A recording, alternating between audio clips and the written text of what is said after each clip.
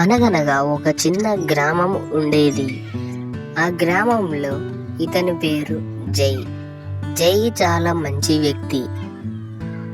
ఈమె పేరు ప్రియ. ప్రియ మరియు జై వీళ్ళు ఇద్దరు దంపతులు. వీళ్ళిద్దరికి ఏ గొడవ రాకుండా మంచిగా కలిసి ఉండేవాళ్ళు. ఇతని పేరు సూరజ్. సూరజ్ వీళ్ళిద్దరి కుమారుడు. జై ఒక గవర్నమెంట్ ఆఫీస్ ఎంప్లాయీ. అతను చాలా కష్టపడేవాడు. జై తన ఆఫీస్ పని క్రమంగా చూసుకునేవాడు. మరియు ప్రియ సూరజ్ని ఇంట్లో ఆడిపిస్తూ మంచిగా గడిపేది. కానీ కొన్ని ఆరోగ్య సమస్యల వల్ల జై చనిపోయాడు. దానితో ప్రియ జై చనిపోవడం వల్ల చాలా బాధపడింది. అలా జై చనిపోవడంతో సూరజ్ని వాళ్ళ నాన్న లేని లోటు తీర్చడానికి సూరజ్ని మంచిగా చూసుకుంటూ ఆడిపిస్తూ ఇంటి దగ్గరే ఉంటూ పని చేసేది.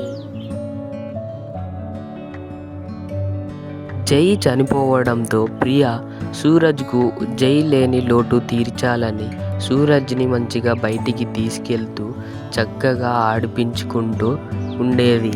అలా ప్రియ సూరజ్ను మంచిగా పార్కుకు తీసుకెళ్లి సర్కస్ దగ్గరకు తీసుకెళ్లి మంచిగా ఉంచేది. తనకు ఏ బొమ్మ కావాలంటే ఆ బొమ్మలను అన్నిటినీ కొనిచ్చేది. ఒకరోజు సూరజ్ ప్రియాని ఒక కథ చెప్పమని అడుగుతాడు. అలాగే సూరజ్, నువ్వు చెప్పినట్లుగానే నేను నీకు ఒక కథను చెప్తాను. నువ్వు ఆ కథని జాగ్రత్తగా విను.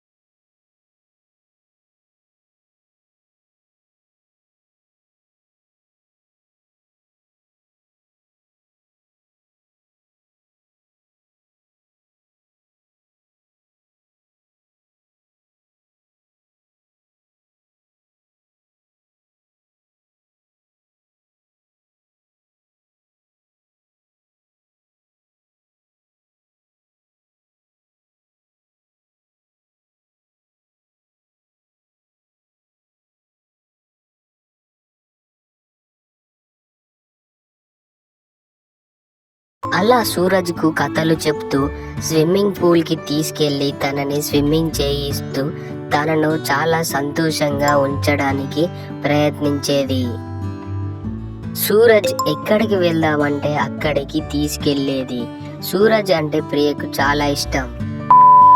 కొన్ని సంవత్సరాల తర్వాత సూరజ్ పెద్దగైతాడు. ఇదిగో సూరజ్, నేను నిన్ను చిన్నప్పటి నుంచి చాలా మంచిగా చూసుకున్నాను. నువ్వు మీ నాన్న లేని లోటును తీర్చాలి. నువ్వు మంచిగా చదువుకొని మంచి జాబ్ తెచ్చుకోవాలి. అలా వాళ్ళ అమ్మ చెప్పడంతో సూరజ్ రోజు బడికి వెళ్ళి మంచి జాబ్ తెచ్చుకోవాలన్న తపనతో బాగా చదువుతూ ఉండేవాడు. కానీ సూరజ్ చదువుకునే సమయంలో ఒక అమ్మాయిని చూసి ఇష్టపడతాడు. ఆ అమ్మాయి చాలా అందంగా ఉందని, ఆ అమ్మాయిని లవ్ చేయాలని ఆ అమ్మాయి ఎక్కడికి వెళ్తే అక్కడికి వెళ్ళి అమ్మాయిని ఫాలో అయ్యేవాడు. నువ్వంటే నాకు చాలా ఇష్టం. నేను నిన్ను ఎప్పటి నుంచో లవ్ చేస్తున్నాను. I love you. నా లవ్ని యాక్సెప్ట్ చేయి. నేను నిన్ను చాలా బాగా చూసుకుంటా. ప్లీజ్ నా లవ్ని యాక్సెప్ట్ చేయి. అలా సూరజ్ ఆ అమ్మాయిని చూసి ఇష్టపడి వాళ్ళిద్దరూ తమ నెంబర్లను తీసుకొని రోజు నైట్ సమయంలో వాళ్ళిద్దరూ ఫోన్లలో మాట్లాడుకుంటూ ఉండేవారు. అలా సూరజ్ మరియు రియా ప్రేమలు పెరిగిపోయాయి. వాళ్ళు రోజు బయటకి వెళ్ళి పార్కులలో తిరుగుతూ ఉండేవారు. కానీ ప్రియా మాత్రం సూరజ్ను మంచిగా చదివించాలని రోజు పొలం పనులకు కూడా వెళ్ళేది. అలా ప్రియా పొలం పనులు చూసుకొని ఒకరోజు ఇంటికి వెళ్తుంది.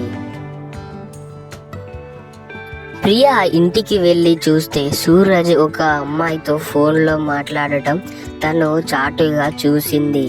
అప్పుడు ప్రియా అనుకుంది సూరజ్ అమ్మాయితో మాట్లాడుతున్నాడు, ఒక అమ్మాయిని ప్రేమిస్తున్నాడని అడిగింది. సూరజ్, నువ్వు ఎవరితో మాట్లాడుతున్నావు ఇంతసేపు? ఎవరి వాయిస్ అది? నువ్వు ఎవరితో మాట్లాడుతున్నావో నాకు నిజంగా చెప్పు. అమ్మా, నేను మా ఫ్రెండ్తో మాట్లాడుతున్నా. నేను ఏమీ అమ్మాయితో మాట్లాడడం లేదు. నేనంటే నీకు నమ్మకం లేదా? అలా సూరజ్ ఏదో ఒక మాటలు చెప్పి వాళ్ళ అమ్మని మోసం చేస్తూ ఆ అమ్మాయితో ఫోన్లో మాట్లాడుకుంటూ ఉండేవాడు.